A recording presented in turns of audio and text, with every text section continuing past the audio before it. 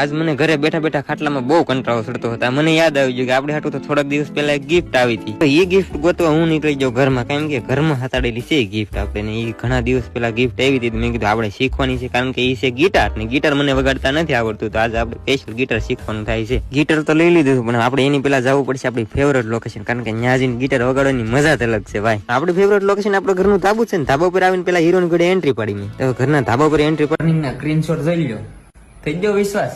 આ તો આઈફોન છે ને, એ ગેમ રમીને જ લીધા છે ને તમે તે ગેમ રમીને આઈફોન ખરીદી શકો છો.